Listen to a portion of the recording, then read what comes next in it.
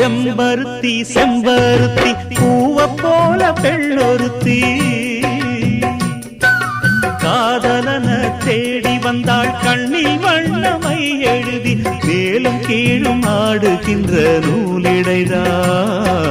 மீண்டும் மீண்டும் நான் படிக்கும் நூலகம்தான் நாளெல்லாம் மீண்டும் மீண்டும் நான் படிக்கும் நூலகம்தான்